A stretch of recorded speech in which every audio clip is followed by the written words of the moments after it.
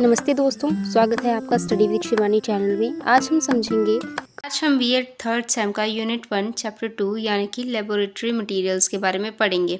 सबसे पहले तो जब आप एग्ज़ाम अटेंड करते हैं तो उसमें सबसे पहले आपका इंट्रोडक्शन ही आता है। तो इंट्रोडक्शन में मैंने आपको कुछ लाइन्स यहाँ पे दी रखी हैं। तो इंट्रोडक्शन शुरू करते हैं। लेबोरेटरी मटेरियल्स क्या होते हैं? These are the tools, equipment and apparatus used in science laboratories to perform experiments and practical work.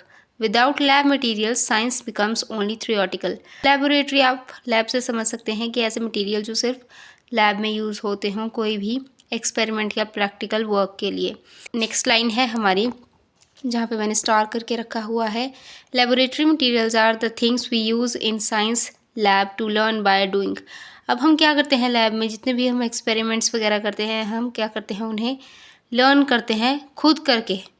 जब हम कोई भी एक्सपेरिमेंट खुद करते हैं तो वो लर्न बाय डूइंग ही होता है। एग्जाम्पल्स हैं जैसे लैब में क्या क्या होता है, test tube, beakers, measuring cylinder, Bunsen burner, मतलब ये सारी चीज़ें हमारी लैब में अवेलेबल होती हैं। अब इसके नीचे है हमारा जो पॉइंट है, इम्पोर्टेंस ऑफ लेबोरेटरी मटेरियल्स। आप चाहें तो इसका स्क्रीनशॉट भी ले सकते हैं। वीडियो को मैं ज़्यादा लंबा नहीं खींचना चाहूँगी। अगर फिर भी आपको किसी वर्ड या सेंटेंस में प्रॉब्लम आती है तो आप मुझे कमेंट करके बता सकते हैं, सो दैट मैं आपकी प्रॉब्लम को सॉल्व कर पाऊँ।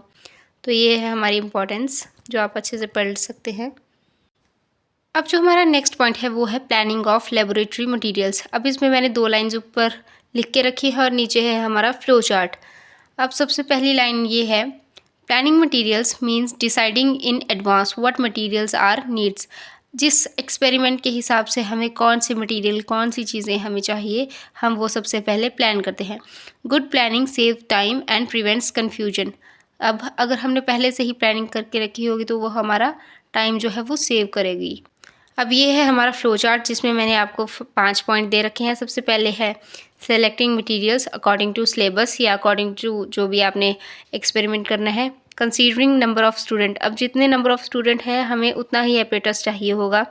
चेकिंग सेफ्टी रिक्वायरमेंट, यानी कि ये देखना कि अच्छे से जो है इलेक्ट्रिसिटी पास हो रही है या किस टाइम पे हमें जो फायर वर्क है मतलब वो यूज़ करना है, ये सब चीज़ें हमें चेक करना है। ये मतलब इस पॉइंट का मतलब यही है।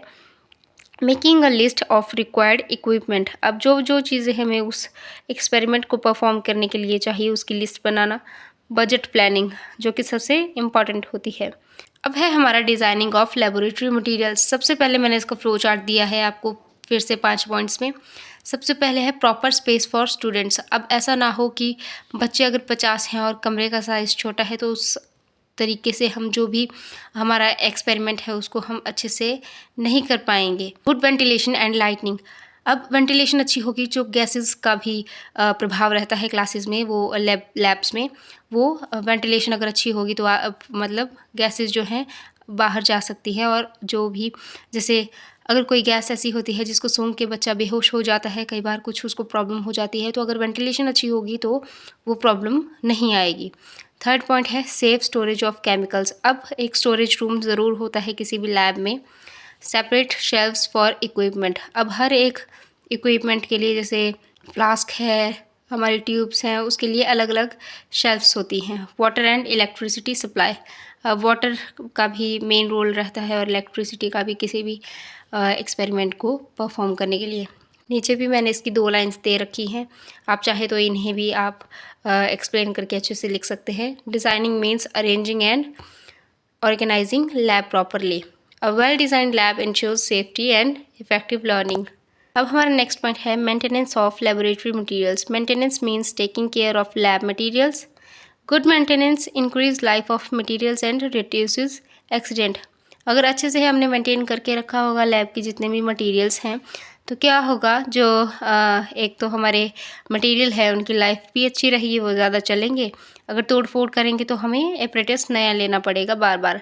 और जो भी एक्सीडेंट होंगे, या जैसे अगर कोई फ्लास्क नीचे से टूट गई है तो उससे कुछ भी मतलब खतरा रहता है किसी एक्सीडेंट होने का, जो लैब्स में हो सकते हैं, जो कि हम आगे पढ़ेंगे। अब इट इंक्लूड्स, मैंने इसमें ABCD 5 पॉइंट्स दे रखे हैं आपको साइड में, ABCDE। क्लीनिंग इक्विपमेंट रेगुलरली, अब जो भी आपने इक्विपमेंट यूज़ किया है उसको हम साफ़ करेंगे। चेकिंग डैमेज्ड एपरेटस, भी हमारा सामान ख़राब होगा उसको हम चेक कर लें। पर स्टोरेज आफ्टर यूज़ करने के बाद सामान को अच्छी तरह से रखना। कीपिंग रिकॉर्ड ऑफ मटेरियल्स, मतलब मटेरियल का ये रिकॉर्ड रखना कि कितना वो सामान हमारे पास है, ट्यूब्स कितनी है, फ्लास्क कितनी है, या अदर जितने भी हमारे पास मटेरियल्स होते हैं। Replacing broken item on time, अगर हम ब्रोकन आइटम को टाइमली रिप्लेस नहीं करेंगे तो उससे एक्सीडेंट होने के खतरे रहते हैं।